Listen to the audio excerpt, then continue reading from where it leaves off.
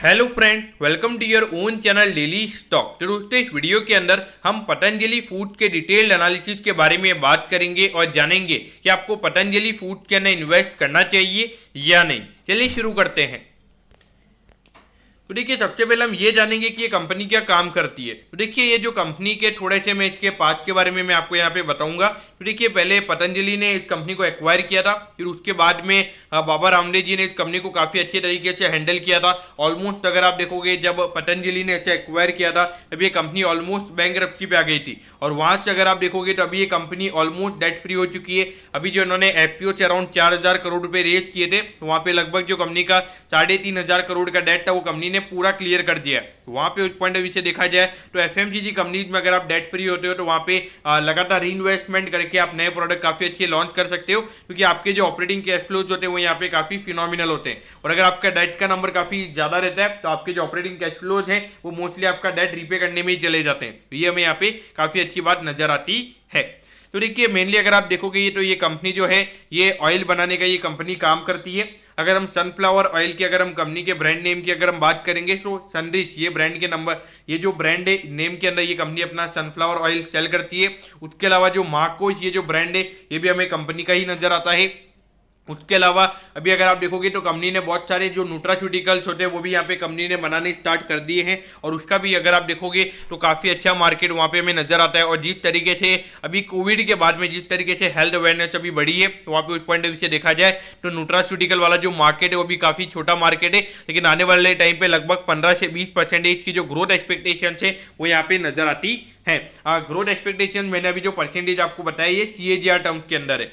और उसके अलावा अगर हम देखेंगे तो अभी रुचि सोया ने पतंजलि को इन वे अगर आप देखोगे जो पतंजलि फूड्स है उसे एक्वायर कर दिया है। उसके अंदर अगर आप देखोगे बहुत सारे प्रोडक्ट्स है, अगर आप देखोगे घी आता है, शहद आता है, उसके अलावा इनका च्यवनप्राश आता है, पतंजलि के चावल भी आते हैं। उसके अलावा अगर आप देखोगे बिस्किट आता है, फिर टोस्ट आता है। तो उस पॉइंट ऑफ व्यू से देखा जाए तो काफ़ी वाइड वेराइटी ऑफ प्रोडक्ट्स हमें यहाँ पे कंपनी के नजर आते हैं। और जिस तरीके की एक ब्रांड वैल्यू अगर आप देखोगे पतंजलि बन चुकी है, तो वहाँ पे डेफिनेटली अगर आप देखोगे अभी भी जो वैल्यूएशन दिया जाता है तो वो नॉर्मली अर्निंग पे नहीं दिया जाता है, वो थोड़ी ब्रांड वैल्यू पे भी दिया जाता है। और इन वे अगर आप देखोगे तो रुचि सोया का भले भी इतना ब्रांड वैल्यू नहीं है, लेकिन पतंजलि का हमें यहाँ पे काफी अच्छा ब्रांड वैल्यू नजर आता है, और उसी वजह से मुझे लगता है कि यहाँ पे ये स्टॉक की री रेटिंग हो सकती है। तो देखिए, इसका पूरा हम डिटेल अभी फाइनेंशियल नंबर्स से हम इसका एनालिसिस करेंगे। तो देखिए, इसके ओल्ड नंबर्स पे आपने यहाँ पे ज़्यादा नहीं जाना चाहिए, हमें आने वाले टाइम पे जो फॉरवर्ड लुकिंग जो नंबर्स है उसके ऊपर हमारा फोकस यहाँ पे रहेगा। तो देखिए, 47,000 करोड़ का मार्केट कैप हमें इस कंपनी का नजर आता है। एक तरीके से अगर आप देखोगे एक लार्ज कैप कंपनी हमें ये नजर आती है। अराउंड 54 का पी रेशियो में इस कंपनी का नजर आता है, और 45 का पी रेशियो में यहाँ पे इंडस्ट्री का नजर आता है।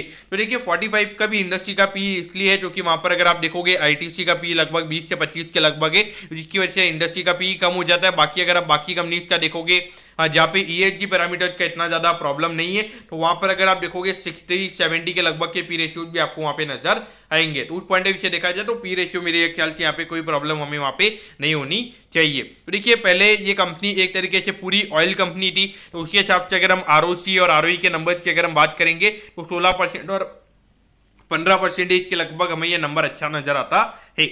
और देखिए, डेट का नंबर यहाँ पे ये जो हमारी टीम है वो स्क्रीनर से ये इन्फॉर्मेशन को लेती है, तो वहाँ पर अगर आप देखोगे अभी तक ये डेट अभी तक ये हटा नहीं है, क्योंकि वहाँ पे जो फाइनेंशियल ईयर एंडिंग होता है, यानी कि जो मार्च में जो फाइनेंशियल ईयर एंड होता है, तो तब कंपनी के ऊपर कितना डेट है वो नंबर यहाँ पे लिखा हुआ होता है। तो उसकी वजह से अगर आप देखोगे तो ये नंबर आपको दिख रहा है, लेकिन कंपनी ने बीएससी के ऊपर अपना स्टेटमेंट दे दिया है कि जो उन्हें फंड जो मिला है आईपीओ के थ्रू, तो उससे उन्होंने अपने पूरे डेट को पे कर दिया है। और अगर हम यहाँ पे अगर हम बुक वैल्यू की अगर हम बात करेंगे तो देखिए 209 रुपीज़ की यहाँ पे कंपनी की फाइनेंशियल ईयर एंडिंग पे हमें बुक वैल्यू नजर आती है। और इसके बेसिस पे अगर हम देखेंगे तो 6.5 टाइम्स का हमें यहाँ पे कंपनी का प्राइस टू बुक वैल्यू नजर आता है। लेकिन देखिए, जो कंपनी ने इतना डेट कम किया है, तो देखिए एसेट माइनस लाइबिलिटी, फिर उसके बाद में कंपनी की बुक वैल्यू निकलती है।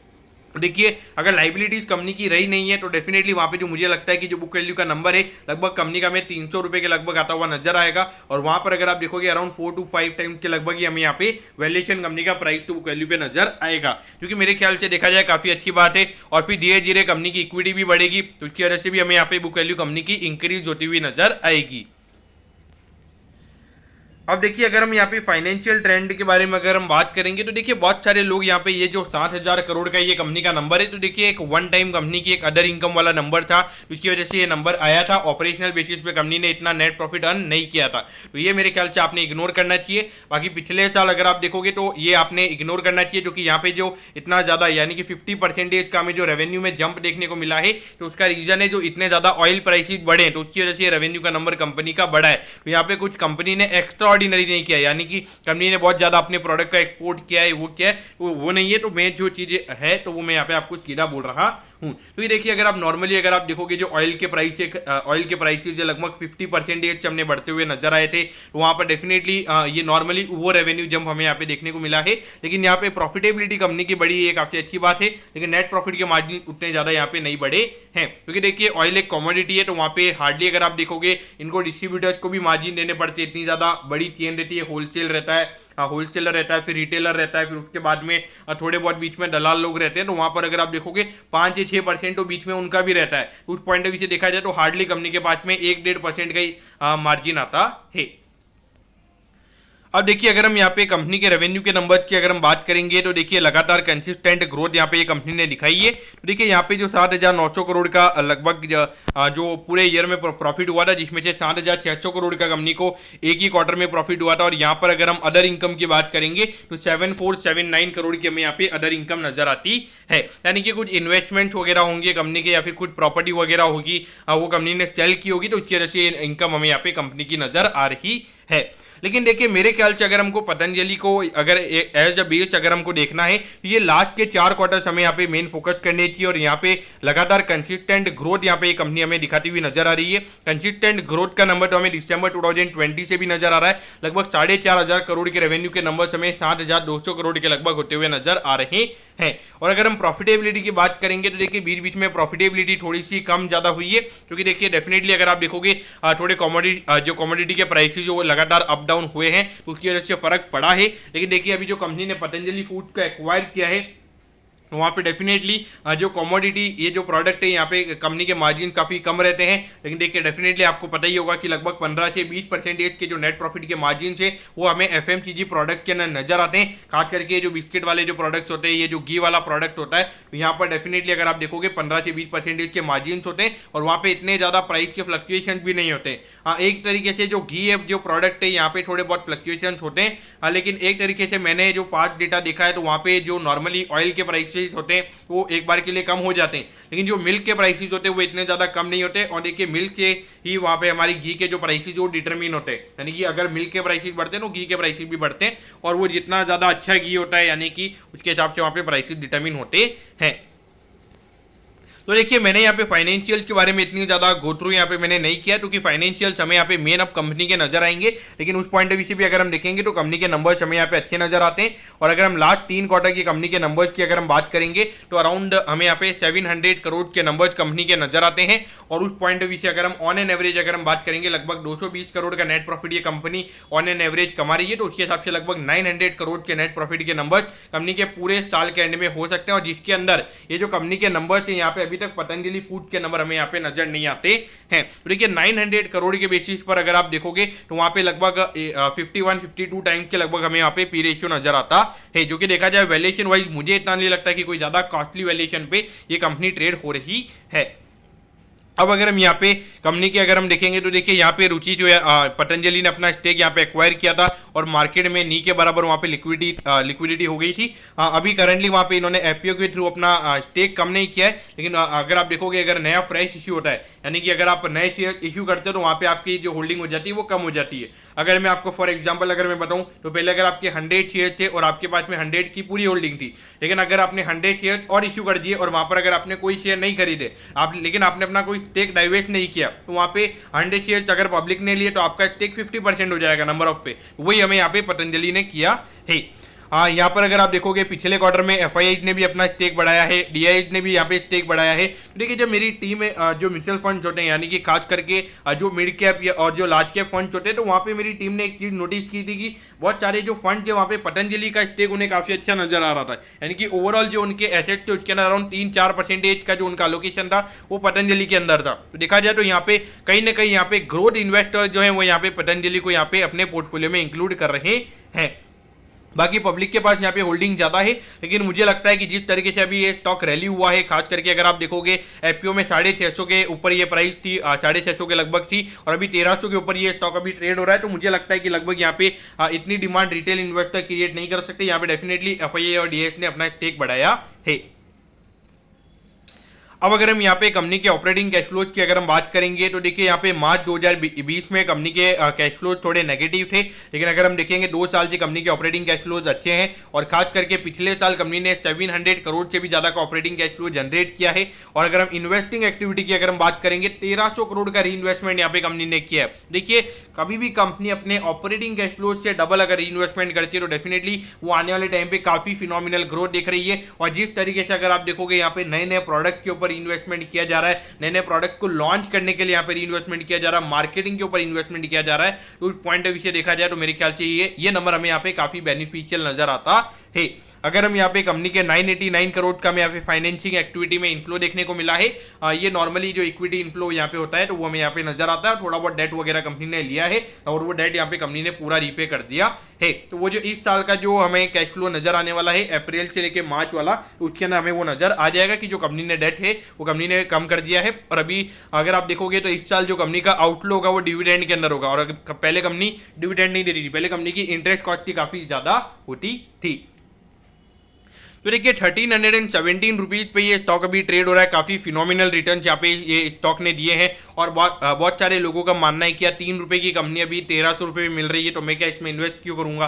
तो देखिए कंपनी की जब री रेटिंग होती है, कंपनी पूरी चेंज हो जाती है और वहाँ पर कंपनी के ऊपर डेट नहीं है, पहले कंपनी बैंकरप्सी पे थी, तो मेरे ख्याल से आपने अपने थॉट प्रोसेस को वहाँ पे चेंज करना चाहिए।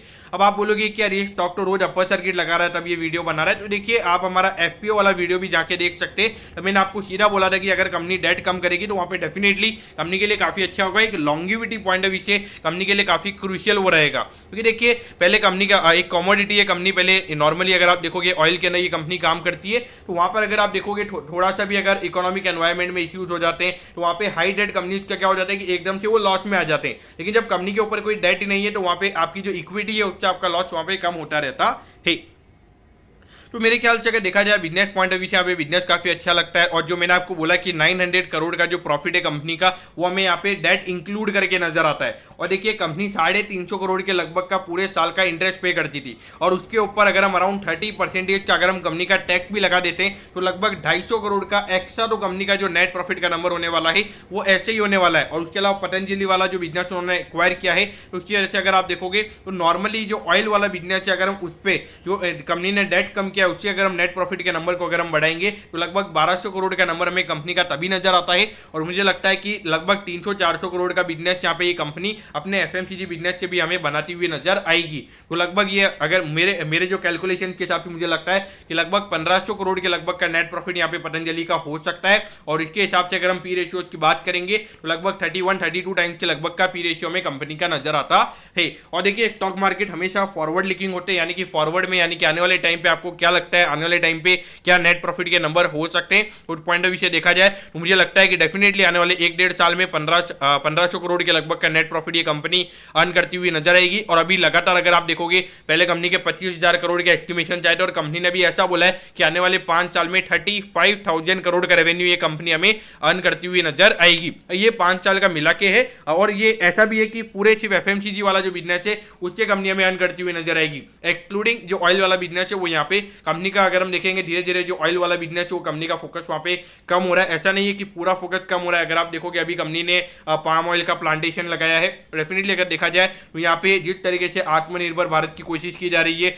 और वहाँ पर अगर आप देखोगे हमारी जो 50% से ज़्यादा की जो हमारी ऑयल नीड्स होती है वो हमारी बाहर से पूरी होती है। तो अगर यहाँ पे ये कंपनी अगर इंडिया में ही मैन्युफैक्चर करती है तो वहाँ पे गवर्नमेंट की तरफ से भी काफ़ी ज़्यादा इंसेंटिव्स मिलेंगे। तो उस पॉइंट ऑफ व्यू से देखा जाए, अगर आप हाई ग्रोथ इन्वेस्टर हैं तो मेरे ख्याल से ये कंपनी आपके लिए बहुत ही बढ़िया है। और उसके अलावा अगर मैं देखूंगा तो अगर आपको एफएमसीजी कंपनीज में अगर इन्वेस्ट करना है, तो खास करके इनका जो ऑयल है वो एक बार के लिए मार्केट में जो फॉर्च्यून कंपनी है तो उसके कंपेरिजन में काफ़ी ज़्यादा कंपिटिटिव हमें नजर आती है। लेकिन एक बार के लिए जो इनके एफएमसीजी प्रोडक्ट्स है वो भले कुछ भी आ जाए, कोविड आ जाए, कुछ भी आ जाए, लेकिन इनके प्रोडक्ट चलते रहेंगे। तो उस पॉइंट ऑफ व्यू से मेरे ख्याल से long term point of view से अगर आप यहाँ पे ग्रोथ वाइज अगर हम देखेंगे तो मुझे एफएमसीजी कंपनीज में सबसे ज्यादा ग्रोथ वाइज रिटर्न यहाँ पे इस कंपनी में नजर आता है। और डेफिनेटली एज ए डिस्क्लोजर मैं आपको बता दूं कि हम इस कंपनी में इन्वेस्टेड हैं और किसी हमारे अंदर ये कुछ में एफपीओ के प्राइस से भी पड़ा है और हमने उसके बाद में स्टैगर्ड वे में भी इसमें इन्वेस्टिंग की है। तो मेरे ख्याल से अगर आपने इन्वेस्टमेंट किया हुआ है बने रहिए, अगर इन्वेस्ट करना चाहते हैं इन्वेस्ट किया जा सकता है। और मेरे ख्याल से इसे पास्ट डेटा के हिसाब से मत देखिए, फॉरवर्ड लुकिंग देखिए